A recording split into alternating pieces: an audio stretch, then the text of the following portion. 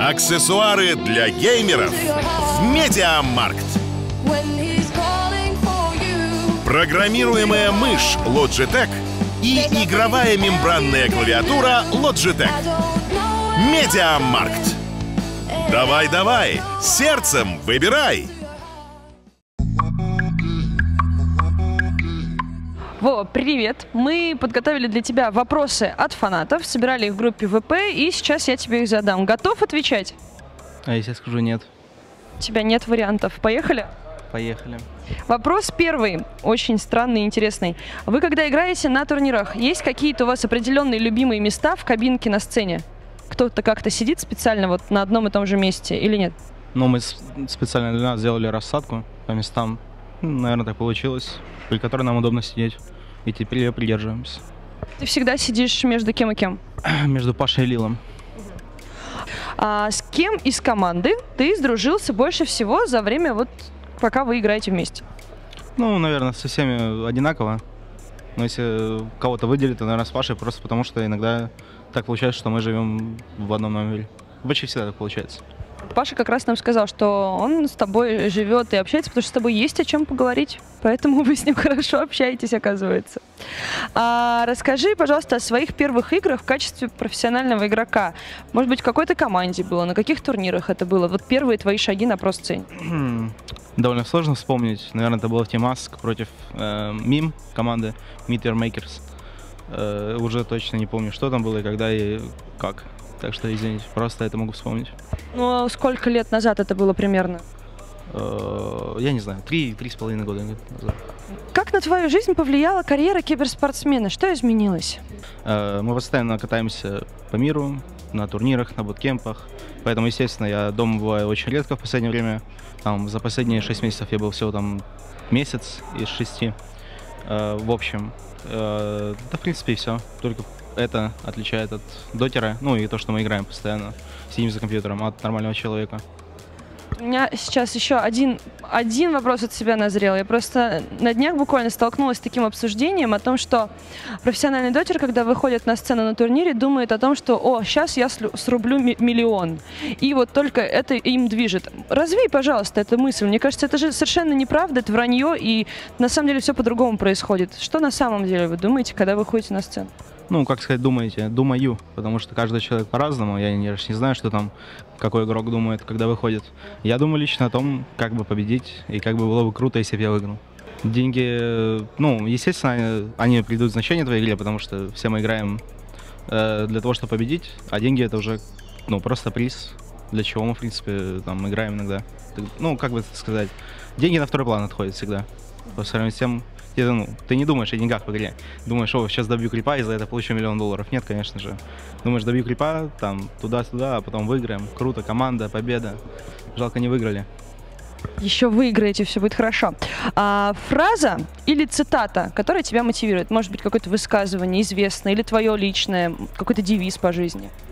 Наверное, жить несмотря ни на что и радоваться всему, что есть. Интересно, философско, глубоко. Какие у тебя планы на твою дальнейшую жизнь, если ты выиграешь International? Вот интересуются у нас в комментариях. Да, планов особо нет. Никогда не задумаешься о том, ну, у меня есть мечта. Вообще, я думаю, что мечта должна быть недосягаема. Но в этом ничего такого нет, если ее можно достичь. Потому что ко всему, ну, все силы прикладываешь к тому, чтобы до нее дойти, добиться ее.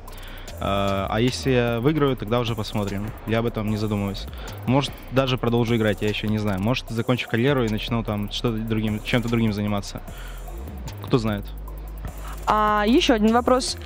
Против какого героя и игрока сложнее всего стоять в миду?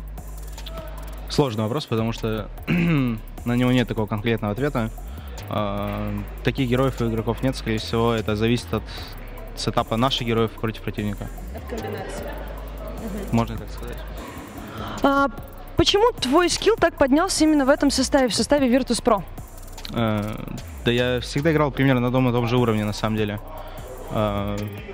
Просто в этом составе нет слабых мест, ну почти их нет, и мы их перекрываем нашими сильными, и мы выигрываем. Ну, мы пока на подъеме, когда будет все плохо, надеюсь, так не будет, там посмотрим. Что для тебя значит Virtus.pro? это твоя команда или она стала чем-то большим, чем просто команда? Бывают ли какие-то моменты, когда тебе хочется с твоими тиммейтами поделиться чем-то даже скорее, чем с твоими близкими друзьями или родственниками? Ну, в принципе, это моя вторая семья, если так можно выразиться, конечно. Мы постоянно проводим время вместе, общаемся, шутим и так далее и тому подобное. В принципе, это такой ответ. Помогают тебе, ребята, переживать какие-то депрессивные моменты или какие-то там падения, взлеты? Ну, вот правда, когда тебе прям плохо, и ты можешь действительно найти какую-то поддержку в лице своих тиммейтов. Все делаю сам. Если мне плохо, то я сам с этим как-то сталкиваюсь и разруливаю, если можно так выразиться. Володя — человек-кремень. Вопрос из Воскресенска. Это мой любимый, кстати, вопрос. Как ты любишь есть бутерброд? Колбасой вверх или вниз? Не задумывался об этом. Это мой ответ. Хорошо. Мы передадим обязательно. Вова, как ты решил, что мид — это твое? Пробовал ли ты играть на других ролях? Я уже много раз отвечал на этот вопрос. Когда я только начал играть в доту, я увидел Нави. Я увидел, что Дэнди в миде там супер популярный, выигрывает всех. Да и все, в принципе, мидеры такие, они всегда популярные на подъеме. Почти все, ладно. Поэтому решил на этой роли поиграть. И мне заехало как-то. Я продолжил. И вот, я здесь. Вспомни, пожалуйста, какой-нибудь самый забавный эпизод во время игры, матча, турнира, который вы до сих пор вспоминаете все и там дико смеетесь по этому поводу. Вот какой-то прям самый-самый смешной момент. Смешных моментов в кабинке нет. Все серьезно. Ну, только когда там... Да нет, такого не было, что мы прям смеялись и так далее, вспоминали это. Нет такого.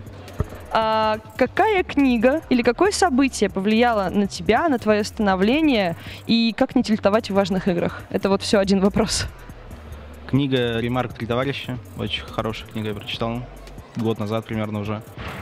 Повлияло неплохо так. События... Не буду об этом говорить. Третий вопрос.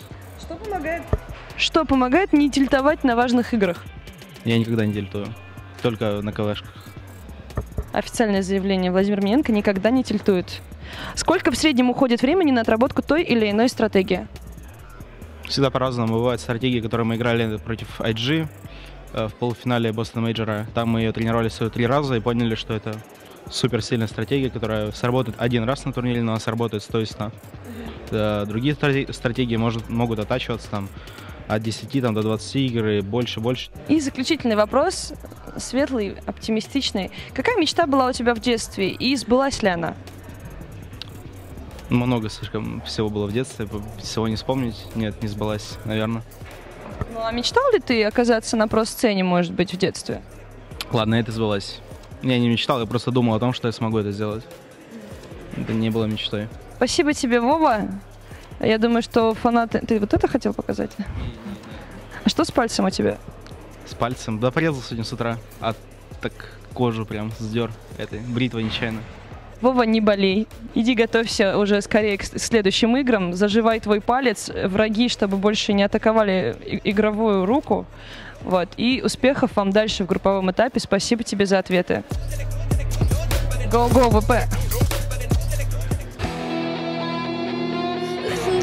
Играть без компромиссов. Максимальная скорость. Великолепное изображение и возможность апгрейда конфигурации. Встречайте геймерский ноутбук Asus в Медиамаркт. Давай, сердцем выбирай!